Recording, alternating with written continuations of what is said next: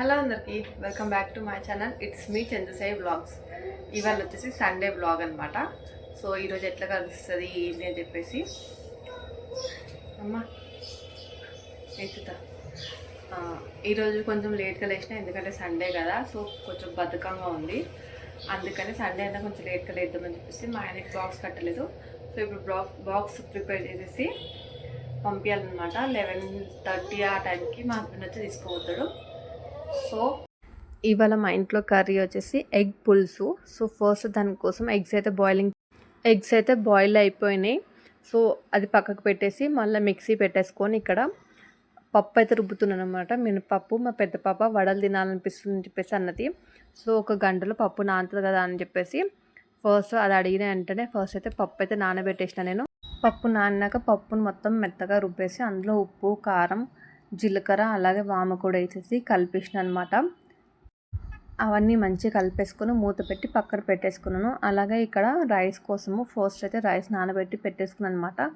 Egg పులుసు చేసిన కదా, సో బగారా రైస్ చేద్దామని చెప్పేసి ఫస్ట్ అయితే బియ్యం కడిగేసుకొని పక్కనైతే పెట్టేసినాను. వాటర్ పోసేసుకొని పిల్లలిద్దరిని ఫ్రెష్ అప్ చేయించేసి ఇక్కడైతే వడలు వేస్తున్నాను. సో ఫ్రెష్ అప్ అయినాక బ్రేక్ఫాస్ట్ పెడతాను అనమాట. సో అప్పటి వరకు వాళ్ళు ఆడుకుంటారు, అందుకే ఇక్కడైతే వేడివేడిగా వడలు వేస్తున్నాను. వడలు తినేస్తారు అని చెప్పేసి ఇంకొక పక్కన అయితే బగారా రైస్ కోసము గిన్నె పెట్టేసుకొని గిన్నె హీట్ అయినాక కొంచెం ఆయిల్ అయితే పోసుకున్నాను. ఆయిల్తో పాటు గీ కూడా యాడ్ చేసుకున్నాను. నేను ఎప్పుడైనా బగారా రైస్కి కానీ చికెన్ కర్రీకి కానీ నెయ్యి అయితే కంపల్సరీ వేసుకుంటాను, ఎందుకంటే మా హస్బెండ్ నెయ్యి తినడు. సో అందుకని ఇట్లా రైస్లో కానీ నాన్ వెజ్లో కానీ వేస్తే ఆ నెయ్యి ఫ్లేవర్ తెలియదు కదా, అలాగైనా నెయ్యి తింటాడని చెప్పేసి నెయ్యి అయితే వేస్తాను. ఇక్కడైతే బగారా రైస్ కోసం కావాల్సిన మసాలాలన్నీ కూడా యాడ్ చేసేసి లాస్ట్కి కొత్తిమీర కూడా యాడ్ చేసి సాల్ట్ యాడ్ చేసేసుకొని సో తగినన్ని వాటర్ అయితే పోసేసుకున్నాను. నేను పోసుకొని మూత పెట్టాను. అవి మరలినాక అప్పుడు రైస్ నానబెట్టుకున్నా కదా, ఆ రైస్ కూడా యాడ్ చేసేసి కలిపేసుకొని మూత పెట్టేసుకున్నాను. అప్పుడప్పుడు ఇట్లా బగారా రైస్ చేస్తాను, ఎందుకంటే ఎప్పుడు వైట్ రైస్ అంటే తినబుద్ధి కూడా కాదు కదా. సో అందుకని బగారా రైస్ చేసిన రోజు చట్నీ చేయలేదు, అందుకే కారపొడి వేసుకొని తింటున్నాను. ఇది పుట్నాల పొడి చేసుకొని ఇట్లా స్టోర్ చేసి పెట్టుకున్నాను. సో చట్నీ వేసుకోకుండా నాకు ఒక్కదానికి అని చెప్పేసి ఇలా కారపొడి వేసుకొని తింటాను, పుట్నాల పొడి. ఇక్కడైతే బగారన్నం రెడీ అయింది. ఫస్ట్ అయితే చెక్ చేసుకున్నాను అందులో వాటర్ ఉన్నాయా లేదా అని చెప్పేసి. సో ఈరోజు మాకు సండే స్పెషల్ ఏంటంటే బగారా రైస్, సొంగలు, అలాగే గుడ్డు పులుసు, లాస్ట్కి మా పిల్లలిద్దరి కోసం బాయిల్డ్ ఎగ్స్ అనమాట. సో బాయిల్డ్ ఎగ్స్ ఎప్పుడో ఒకసారి ఇస్తాను, రెగ్యులర్గా అయితే ఇయ్యాను వాళ్ళకి. సో ఇది ఇవాళ మా సండే స్పెషల్. ఇట్లా అప్లై చేసుకుంటున్నాను. కల్లంజి సీడ్స్ ఉంటాయి కదా, ఆ సీడ్స్ కూడా రోస్ట్ చేసి మందర పూలు, ఆకులు, గోరెంటాకు, ఈ కలంజీ సీడ్స్ ఈ 4 కూడా మిక్సీ పట్టి పౌడర్ చేసిన అనమాట. అది ఇది ఆయిల్. సో కొబ్బరి నూనెలో ఒక 2 స్పూన్స్ వేసేసి 1 or 2 స్పూన్స్ వేసుకొని కాగబెట్టేస్తే ఆయిల్ అనేది ఇలా అవుతుంది. సో ఇది నేను అప్లై చేయడం ఒక 1 వీక్ నుంచి అప్లై చేస్తాను. సో హెయిర్ అయితే స్మూత్గా ఉంది. ఇంకా అక్కడక్కడ 5 మంత్స్ కంటిన్యూ వాడితే అప్పుడు మనకు రిజల్ట్ తెలుస్తుంది ఎట్లుంటుంది ఏంటని. నాకు తెలియదు, నేను కూడా ఫస్ట్ టైం ట్రై చేస్తున్నా దీనైతే. సో ఇప్పుడైతే ఆయిల్ అప్లై చేసుకోవాలి.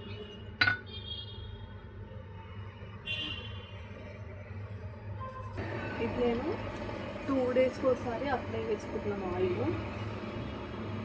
So next day head bath చేస్తా అన్నప్పుడు ముందు రోజు పొద్దున అప్లై చేసుకుంటున్నాను. ఇన్ కేస్ మర్చిపోతే ఇట్లా నైట్ అప్లై చేసుకుంటున్నాను.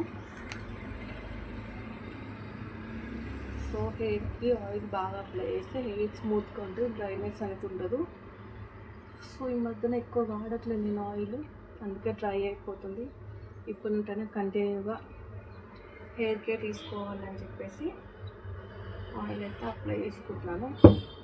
2 డేస్ కోసం కంపల్సరీ అయితే ఆయిల్ అప్లై చేసుకుని హెడ్ బాత్ అయితే చేసుకున్నాను నేను.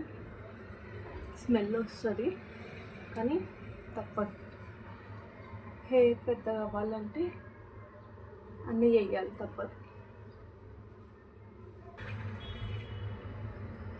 హెయిర్ మొత్తం అప్లై చేసినాక దువ్వేసుకుంటూ అయిపోతుంది.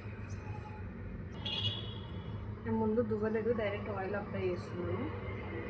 So hair form